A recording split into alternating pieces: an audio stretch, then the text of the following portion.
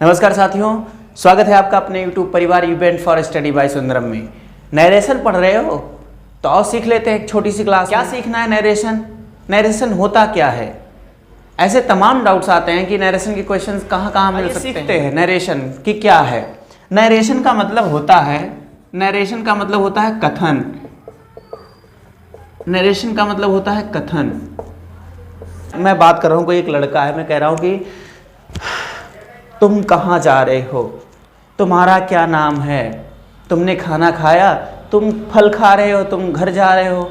ऐसे जो दो आपस में लोगों की जो बातें होती हैं उसी को बोलते हैं नरेशन, कथन। अब ये बातें दो प्रकार की है, डायरेक्ट, एक होता है डायरेक्ट और दूसरा होता है इनडायरेक्ट।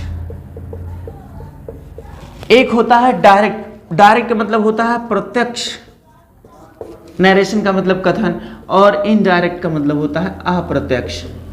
अब बताओ, अब मामला फंस रहा है भाई कि कथन का मतलब कही गई बात, चलो समझ में आ गया, मैं कुछ किसी से बात कर रहा हूं, कोई मुझसे बात कर रहा है, हम आपस में जो बातें कर रहे हैं उसको कथन बोल दिया गया सीधा सीधा। लेकिन अब इसमें दो पार्ट होते हैं, एक होता है डायरेक्ट, एक होता है इनडायरेक्ट। अब बताओ ना, क्या क्लियर करो कि डायरेक्ट क्या होता है, इनडायरेक्ट क्या होता है। तो मैं आपसे बताऊं कि जब कोई बोलने वाला और कोई सुनने वाले के बीच में बात हो, मतलब कि कोई बोलने वाला, जैसे मैं बोल रहा हूँ और कोई यहाँ पर हमारा स्टूडेंट बैठा है सुन रहा है, ठीक है ना, मैं बोलने वाला हो गया हूँ और हमारा स्टूडेंट हमारे सामने बैठा है, वो सुन रहा है। अब यहाँ दोनों आमने सामने हो गए ना, इसका मतलब लिसनर और स्पीकर दोनों आमने सामने हो गए, प्रत्यक्ष बात हो रही है, सामने से बात हो रही है, अलग नहीं हो रही है। यहाँ सामने हम लोग बैठे हैं, बात हो रही है। अब ऐसा होता कि मैं यहाँ पर बात करके जाता और कहीं अलग बात करता, जैसे मान लीजिए स्टूडेंट कहता सर मुझे इंग्लिश पढ़ाओ, तो मैं अलग जाके क्या बोलता, मेरे स्टूडेंट ने मुझसे कहा था कि उसे इंग्लिश पढ़ना था, फिर भी मैंने क्या पढ़ाया, मैथ पढ़ाया। मान लीजिए कह रहा है कि सर मुझे खाना खाना है, मुझे भूख लगी है। अभी स्टूडेंट बोल रहा है कि मुझे भूख लगी है। अब मैं इसी बात को कहीं जाके अलग कहूँ, मैं किसी थर्ड पर्सन से कहूँ, तीसरे व्यक्ति से कहूँ, तो मैं कहूँगा कि मेरे स्टूडेंट ने मुझसे बोला था कि उसे भूख लगी थी। बोलूँगा कि नहीं बोलूँगा? मतलब जब यहाँ पर स्पीकर की कही गई बात होती है, स्पीकर और लिसनर के बीच में होती है, ये बातें स्पीकर और लिसनर के बीच में होती हैं। वक्ता और श्रोता इन दोनों के बीच में बात होती है, मतलब सामने हैं, प्रेजेंट है, मतलब एक दूसरे के सामने प्रेजेंट हैं, उपस्थित हैं, तो ऐसी बातें होती हैं, उसको बोलते हैं डायरेक्ट नरेशन। और ऐसी बातें जहां पर लिसनर और स्पीकर दोनों होना, मतलब कहीं तीसरे व्यक्ति से कोई बात की जाए, ऐसी बातें मतलब वहां जो बोलने वाला, जो सुनने वाला वो ना हो।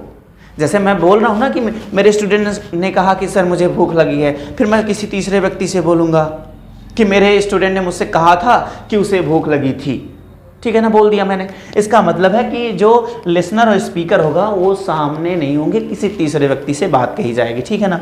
यहाँ पर कोई थर्ड पर्सन होगा, उससे बात की जाएगी, तीसरे व्यक्ति से, ठीक है। अब एक एग्जाम्पल और लेते हैं, ठीक है ना। मान लीजिए एक लड़की है, यहाँ पर पिंकी नाम की है लड़की, ठीक है ना, पिंकी नाम की लड़की है, और एक लड़का है राहुल नाम का, ठीक है ना, राहुल नाम का लड़का है, पिंकी लड़की।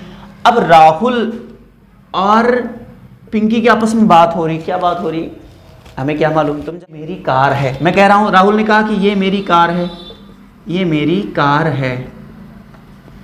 अब पिंकी से कहा, राहुल ने किससे कहा, पिंकी से, मतलब डायरेक्ट बात कर देगी। अब ये जो बात कही गई ना कि ये मेरी कार है, ये डायरेक्ट हो गई, डायरेक्ट नरेशन, मतलब सीधा सीधा राहुल ने पिंकी से कह दिया।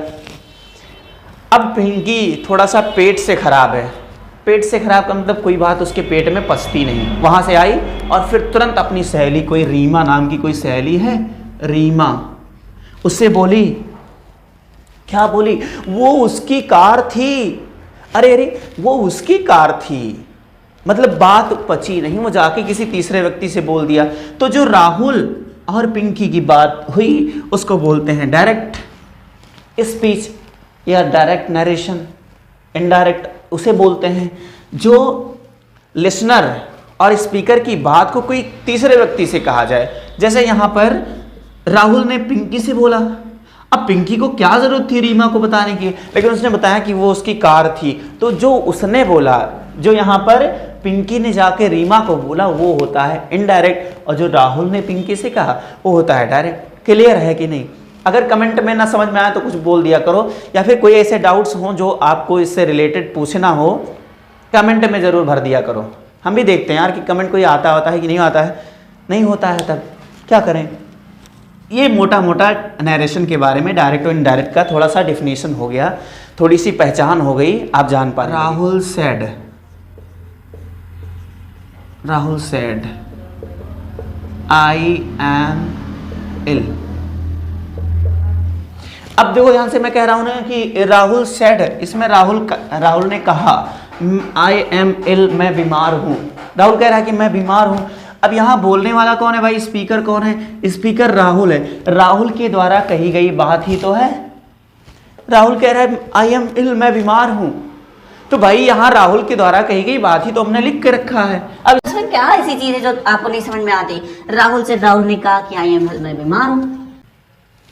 कही गई बात, राहुल के द्वारा कही गई बात। अच्छा सर, इसमें दो पार्ट होते हैं।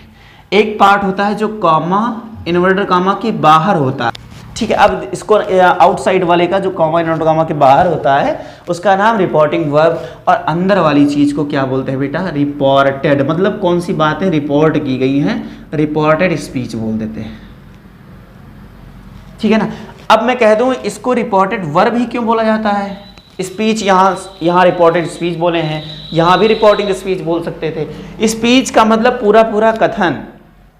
अब पूरा पूरा कथन देखो, बाहर में इधर राहुल भी तो है, राहुल है, सेड है, तमाम चीज़ें, और ऑब्जेक्ट भी मिल सकता है, तो इसको स्पीच बोला जा सकता है। हाँ बोला जा सकता है, लेकिन मैं केवल रिपोर्टिंग वर्ब इसलिए बोल दे रहा हूँ क्योंकि इसमें ज़्यादा काम वर्ब का ही होता है। ये जो सेड लगा है यही चेंज होके आता रहता है।